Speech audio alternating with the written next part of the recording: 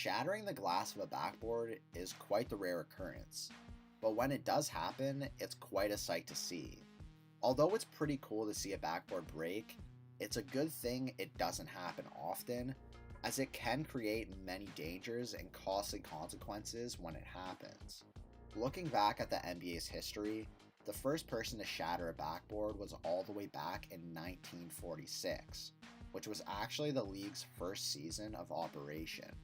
The man who shattered the backboard was named Chuck Connors. It's quite interesting because usually when someone shatters a backboard, it's because of the strength they dunk the ball with. But Chuck actually broke the backboard simply by shooting a pregame shot. Chuck just took a regular shot that hit the front of the rim. However, the whole backboard broke because someone failed in their job of putting the protective piece between the rim and the backboard, causing it to shatter. The thing is, whenever a backboard breaks, it's a learning experience, and things can only improve from there. In the NBA, since they have the money to invest in solid pieces of equipment, it's been quite rare that a backboard has ever been broken, especially recently. Aside from the fluke shot of Chuck Connors in the 1940s, it usually takes quite a strong and athletic player that can throw down dunks extremely hard to break the backboard. This could be a player like Gus Johnson, a 6'6" multiple-time NBA All-Star with a 40-inch vertical jump, who shattered 3 backboards in his career during the 1960s and 70s. Shattering 3 backboards over a career might sound like a lot, but a person that did even crazier than that was Charlie Hentz, who shattered 2 backboards in a single game in 1970, which resulted in the game being cancelled.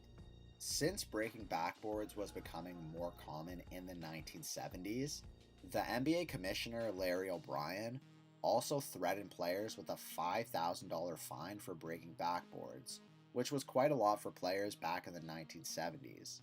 Around that time, there was a great innovation to basketball, and that was the breakaway rim. The breakaway rim is a basketball rim that contains a hinge and a spring at the point where it attaches to the backboard, so that it can bend downwards when a player dunks a basketball, and then quickly snaps back into a horizontal position when the player releases it. The breakaway rim allows players to dunk the ball without shattering the backboard, and it also reduces the possibility of wrist injuries. The breakaway rim was first used during the 1978 NCAA March Madness tournament. It then took a couple years until the 1981-1982 season when the NBA introduced the breakaway rim. Even after the breakaway rim was introduced, there was still some players capable of breaking backboards. The most dominant backboard breaking player in history is undoubtedly Shaquille O'Neal, who joined the NBA in 1992 and single-handedly forced the NBA to get better backboards, and even create a rule around the breaking of rims. I don't think there's ever been an NBA player that can create more of a dunking force than Shaq. Shaq not only is one of the heaviest NBA players of all time, but he also is extremely strong. And back in the day, he actually used to be pretty quick and athletic as well. Shaq started breaking backboards back in high school. The first time Shaq broke a rim in a basketball game is because his dad told him to. Shaq's dad didn't like that he was doing layups when he could be throwing it down, so Shaq broke a whole backboard, which his dad approved of, so then Shaq decided to keep breaking backboards in the future. In the NBA, Shaq couldn't help the fact that he was still gonna do damage to backboards. It was extremely hard to shatter backboards at the time, so instead he just took the whole backboard down with him. In his rookie season, Shaq did this 2 times, once against the New Jersey Nets and another against the Phoenix Suns. Against the Phoenix Suns, Shaq basically made the whole basketball backboard thing collapse. As you can see, it's quite a large piece of equipment, but it still wasn't enough to beat Shaq's strength. In that same season, Shaq also brought down the backboard with a powerful dunk against the New Jersey Nets.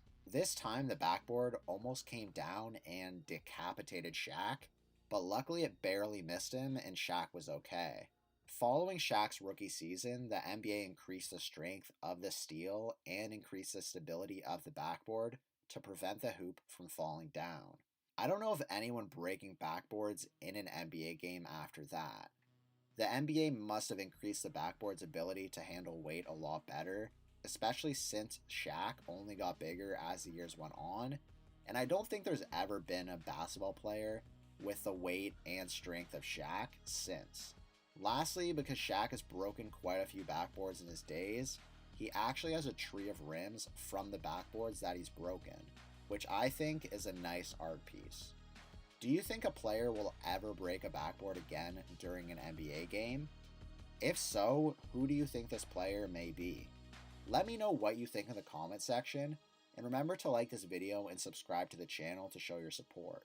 Thanks for watching.